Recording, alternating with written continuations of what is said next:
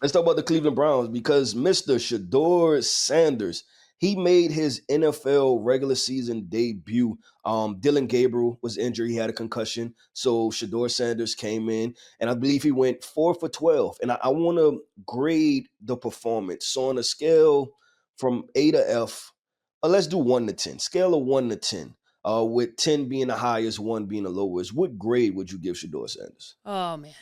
I think this is 4 for 16, sacked Yep. 2 times, threw an interception. I mean, there's no way around this. This is a D or an F. I guess it was a bad performance. There's a lot of nuance in this conversation that needs to happen, and we'll get into that. But as far as the unfortunate part was, it did set up for him to have some magic because Dylan was playing really well. The Cleveland Browns were winning this football game. The Browns defense was destroying Lamar Jackson. I mean, the first half, the Cleveland Browns were handling the Baltimore Ravens. And they gifted, I mean, even you saw the moments, it was like hold my beer on who wanted to give away the football to the other team on the second half. You were giving it back, forth. And it just, I was really hoping that Shedeur could come in, even though I knew it was a tough situation, and kind of play okay and it be enough for them to get the win because they were already leading in that football game. Unfortunately, turn the ball over, he gets sacked, not great decision making. He just didn't look ready for that moment, and that's because he wasn't. And that's because the Cleveland Browns have not done a good job preparing him for that moment. And we can get into. Yeah, let's get into it. I'm gonna give him a D minus also. Wasn't good, and I feel comfortable with saying that because in the post game conference, right, he said I played bad. He said I played bad. I didn't play good at all. There was nothing that I was proud about, right? So at least he understands how bad because Keith, you're not going to turn on that film and there's not going to be a moment or a throw or a play that you walk away and go, yeah, that was positive. You're just not, and there wasn't enough. One, he didn't have enough time, and 2, when he did have the time, it just didn't go well. So this is one of those things I don't anticipate him learning a lot from, and I'm glad he was aware enough to say that after the game. Yeah, so we talked about what happened, right? Shedeur Sanders played bad. Let's talk about why. Why did it happen, right? Like when you look at this situation, the Cleveland Browns, Shedeur Sanders, why was the accumulation this? What's next for Shedeur Sanders with the Cleveland Browns? Oh man, this could be a whole podcast episode breaking down why the Cleveland Browns have continued to just ruin quarterbacks. And this is coming from a Chicago Bears fan. So understand, Cleveland, I know a thing or two about this as well. And the reason that the Bears are having success right now is because they started to not act like the Bears. They started to do things that everybody else was doing that somehow the Bears were not doing. I don't understand when Cleveland is going to wake up and start making good decisions about quarterbacks, but it sure as shit wasn't today, and it's not going to be tomorrow either. And unfortunately, Dylan Gabriel, Baker Mayfield, Shedeur Sanders, how many more of these guys do we want to go through? Johnny, man, I mean, we can go through all these guys and talk about what the decisions were made, how they were handled, how it was handled in the moment. And listen, I give Stefanski, I really like as a coach. He's been a 2-time Coach of the Year award. That defense is playing out of their minds.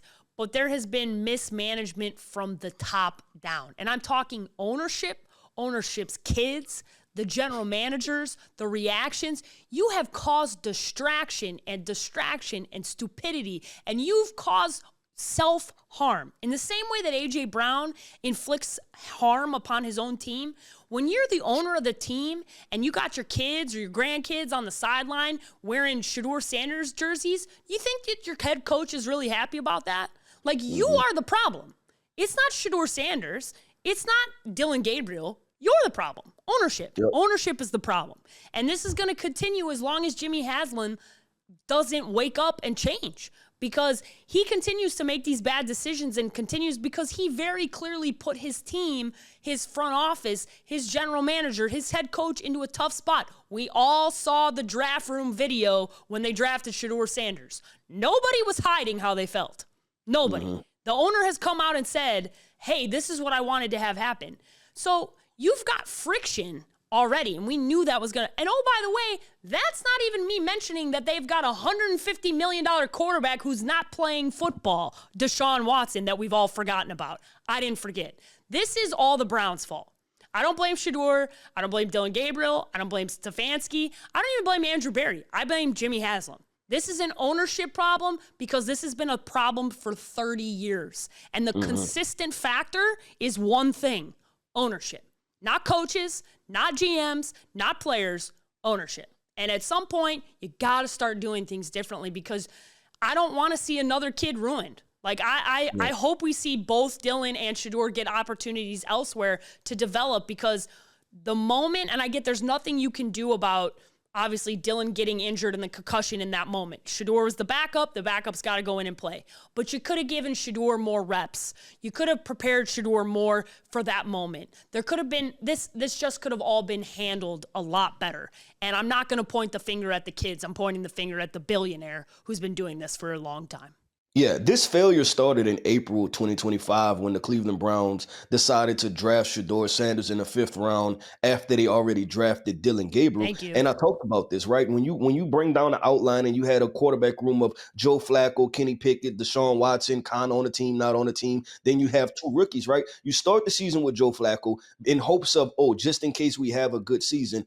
In reality check, you're the Cleveland Browns. You're probably not going to have a good season. So you wasted from anywhere to 4 to 7 starts with Joe Flacco, right? Then next on the depth chart is Dylan Gabriel. Dylan Gabriel has came in, played decent, not good, played decent, good football, right? Overall. And then you transition in Shedeur Sanders, and he comes in the worst possible opportunity to where he didn't probably have any practice reps because practice time, you give all of your reps to the starters, right? Like you want to get him ready. You're ready. You're fully focused on Dylan Gabriel and what he does best. That's what the game plan was for. And then now you throw Shedeur Sanders in against the Baltimore Ravens defense, right? Which historically has been one of the better defenses to get his first NFL debut. Not even time to really, practice and get ready and acclimated to everything and get this playbook tailored for him. So this was just doomed from the start. And my answer to this, where did it go moving forward?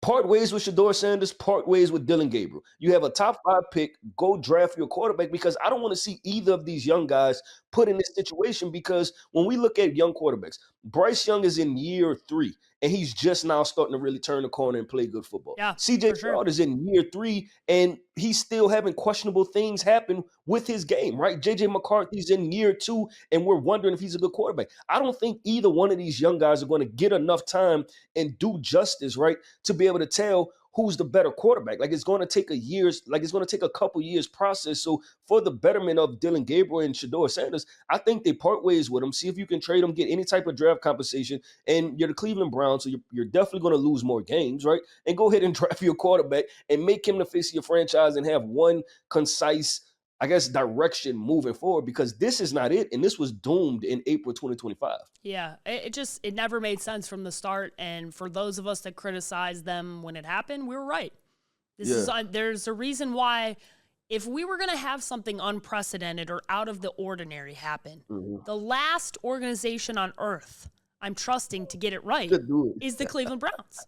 Like, you have to realize how ridiculous that statement sounds when you talk about, like things like the Kansas City Chiefs and the Baltimore Ravens and teams that have done things and have had success for a long period of time. We will give them the grace to try something outside of the box, and maybe they will prove us wrong. I'm sorry, Cleveland, you are given no grace because you've not proven anything. So that's the part that this makes very easy is, listen, you guys, when you're talking about the move you made with Deshaun Watson, you overpaid, that started this. This to then that was a debacle and a disaster that you didn't want to handle and your owner was chasing headlines. He wanted to erase what happened with Deshaun Watson and Jimmy Haslam. I got news for you, bud. You're still on the hook for the cash. You can't run from your mistake. You made a mistake. You got to own it, and you got to stop trying to do it and cover it up. You can't. You made a mistake, own it, and just move on. And do the best you can financially with what you have in front of you. What you did and what you tried, you're lucky that you were able to trade away Joe Flacco in the division. That in and of itself was luck. That was, otherwise we would still be dealing with this chaos.